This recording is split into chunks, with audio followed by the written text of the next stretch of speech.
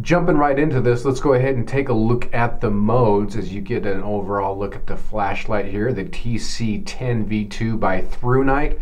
You can see that is the charging port. They did send this to me for review. I'll talk a little bit about why I chose this one specifically later on. But first, let's take a look at just turning this on. You've got the tail switch right here, and then to go through the modes, you've got a side switch right here. It does also have momentary on, and then of course if you click, let me turn this down actually, there we go. All right, so with the momentary on, you kind of see it coming on in my hand, and of course the click for the permanent on.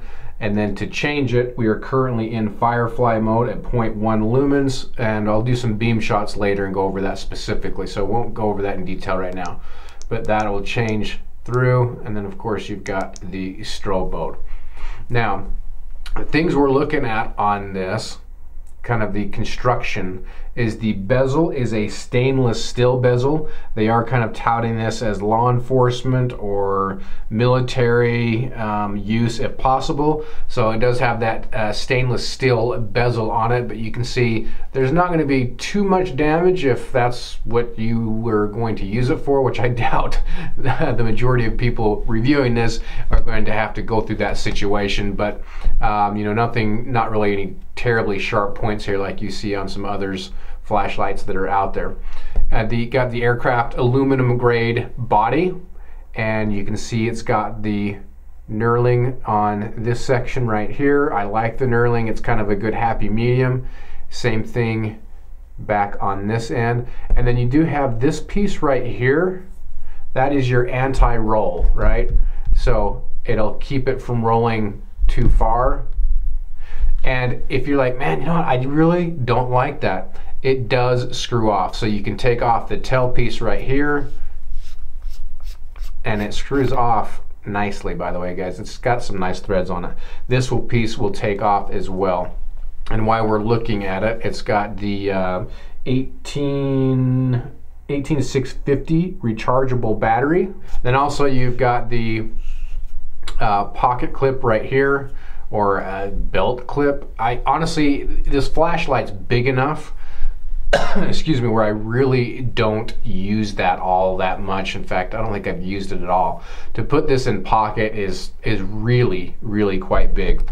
It does come with a carrying case for your belt. Got the Velcro there. The Velcro on it, it's okay. This side, honestly, I'm a little confused what this is for, because this doesn't hold it at all, this piece right here. But where it does hold belt-wise is this. So that's where I'm going to run it if I use this, and quite honestly, I don't really use that either, but I guess it's kind of nice to have as an option. It's okay. Got your kind of your D-loop right here. It's good. Again, the stitching on it is good. Just a little nylon sheath. Turning on the flashlight, it has a memory, so it keeps whatever memory you used or whatever mode you used last time, it's going to turn on in that mode, except for strobe. So if we turn it on, bump it up one, turn it off, that's what's going to come on as well. And one thing that I really like about flashlights is being able to tail stand them. So if you take a look at this, you can tail stand this, but it is a little bit wobbly because you don't have this ring going all the way around. But it seems to work okay, but you can see it's, you know, it's a little bit wobbly. You kind of have to make sure you get it on just right, especially on a surface like this. This is kind of a, you can see my thumbprints in there. This is a soft surface. Harder surfaces, it'll stand up a little bit better. You don't have to take as much care with it. And some accessories that this thing comes with. So it does come with 2 spare rubberized rings. That piece goes in right here. So it's actually running around right here. And that'll go inside and plug the charging port. You can see what charging port that is. That's most of your Android, I think all Android devices have that actually. So if you're on that weird one with iPhones that's different, it doesn't work with that. And the recharging works great. In fact, what I like about this, well, here, I'll just roll in the footage. Out with a late Boy Scout filming a vid on that one. You'll see it on his channel coming soon. 2,500 rounds. Watch, it should be interesting. But what I want to show you something is on this light. So I've been running it now for quite some time, and I purposefully haven't charged it. I want to see kind of how long it would run, what it does when it gets down. So you can see it's charging right now. It looks like it's a purple light. I don't know if that's showing up on camera or not. But with the rechargeable one, obviously either carry extra batteries, which I don't like to do because it's rechargeable, but what I do have is this dark energy, and that is what's putting a charge on it right there. So again, in this situation where the light is almost dead, I've got a backup source to at least charge it, and of course I've always got a backup light on me. I've actually got two on me right now because I'm with the truck. That's where the indications on the side switch come in really handy. So you get a red light that goes on right there, and that is indicating that the battery is about 10%. So you're going to want to charge it soon. If it flashes red, that means the battery is very low at about 5%. Now, here's the trick. Out there I was still kind of getting to know the flashlight, and it went red on me. So I used my battery pack to charge it. I thought, oh, let's see if this works. Sure enough, I put it in, and this starts flashing purple. Now to me, it means it's charging. I got home and I had already filmed that bit and thought, cool. Turned on the flashlight, and guess what? It wasn't charged. So I thought, oh, this battery pack doesn't charge it. But what I didn't do correctly was understand that the purple flashing means that the flashlight is not charging like it should. Well, actually, what you should see is a solid purple light right there. That means it's flashing. So what you have to do is, once you plug it in, you actually have to turn the flashlight on. That will turn this to a solid purple, and that allows you to charge the flashlight. And when the light is fully charged, this will go from that solid purple to a blue. Sometimes it's a little bit hard to tell the difference, but it's okay. Now, in use, one thing I don't like about side switches, and I can live with it, but in the dark, sometimes it's hard to find where that side switch is. So you're looking for it, you're hunting for it, gosh, where is it? I need to change modes. You know, a lot of times what I'll do is I'll have to put my hand up against the light like this to reflect some of that light back, so I can take a look and say, oh, okay, there it is. This one it's not perfect, but it's the best that I've used so far. So in the dark, you can see it sticks out enough where it does give you a slight, you can kind of feel it in the dark. So it's the best side switch that I've used to date.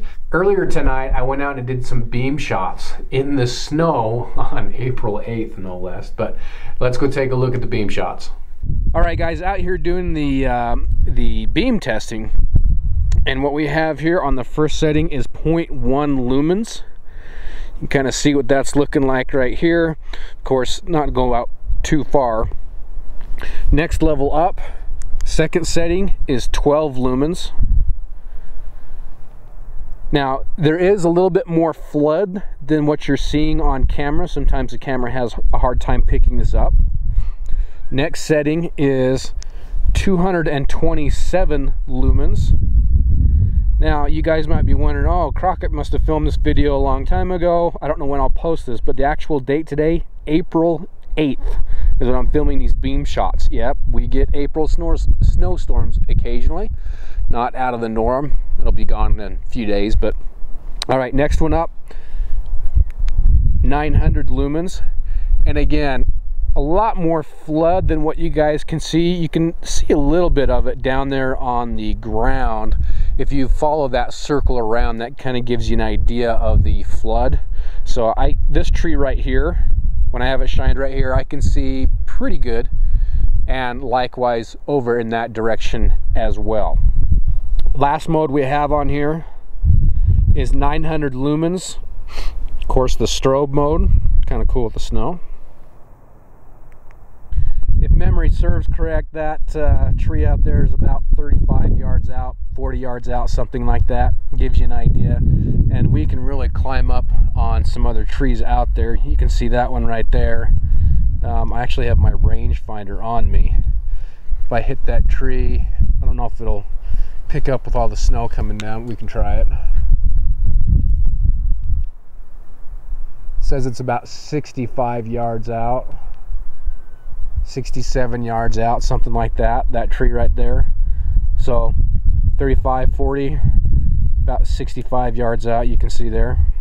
So this really does throw this beam quite a ways out there with that 900 lumens. Now what's really cool about the highest mode on this, so we're looking at 900 lumens. That's 900 lumens right there. I can actually, when in the house, I shine it up at the ceiling and it's almost like a lamp. This bounces off the ceiling and it deflects the light all over the room. And actually one night, as part of the testing, I thought, well, I'm just going to turn it on the highest mode. I'm going to set it on my nightstand, and I started reading by shining it off the ceiling. And honestly, I forgot that I was using a flashlight. 20 minutes went by, 30 minutes went by, and I went, oh, I've had that thing on high for this amount of time. I reached over, and it was a little bit warm. But this also has a setting where it protects itself from the heat.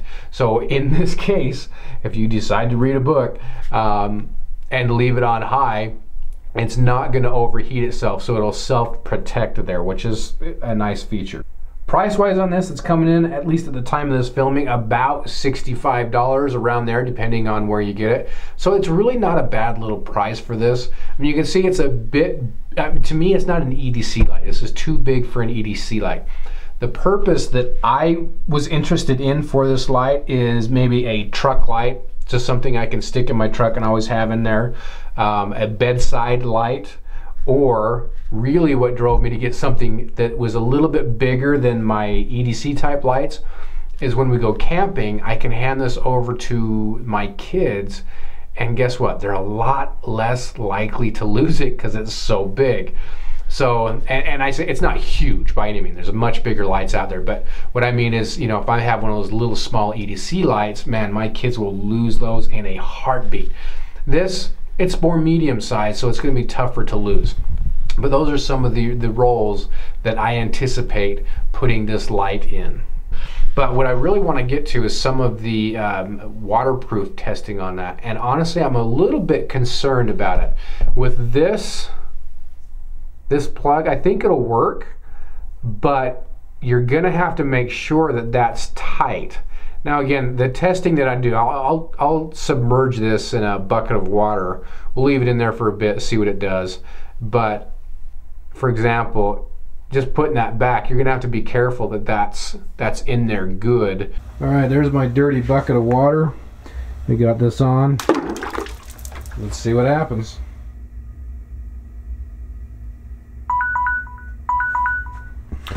All right, so there's the time. So I put it in for 15 minutes. So we'll get this out. And it's still working. That's good. So what I'm gonna do is dry this off right now, and then we'll just take it back in under better lighting so you can get a better look. Modes seem to be working just fine. On, momentary on. Okay, seems to be working all right. Still see some moisture just down there in the grooves. Not a big deal, just showing you that this is still wet, so I didn't take this out and dry it or put a heat gun to it or anything.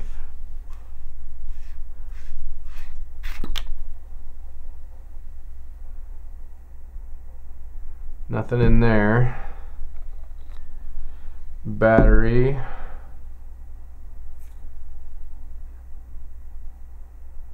Is dry.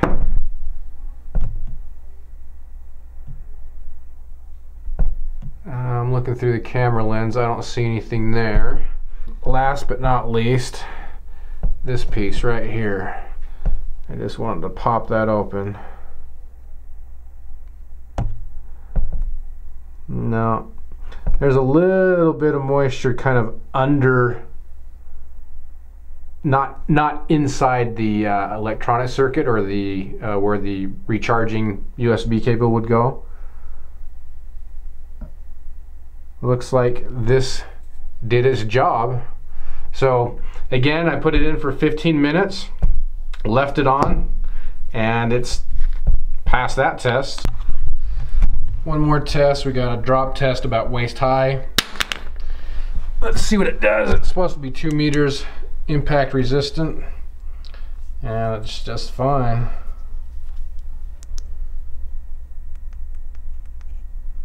That was on concrete. In closing on this, guys, it's been a nice flashlight. I've been running it for about a month and a half now, and I've enjoyed it. You know, it's been a good flashlight. I think it's a good flashlight for the money. Another one you might want to consider, at least from the through night, if you're looking at this one specifically, this is the TC10 version 2 or the V2. The TC12 V2, you might want to consider that one as well. In lieu of this one, it is going to be a little bit thinner. It's going to be a little bit smaller. It's going to use the same battery, the 18650, but you're going to get up to 1100 lumens, 472 lumens, 200 lumens, 21 lumens, and 0.5 lumens. So just something to think about if you thinking, man, you know, maybe that's a little bit too bulky. I mean, again, just because I have one here. This is the Olight S30R. So you can see the difference in the size there. So just something to chew on. Hope you guys enjoyed the review. See ya.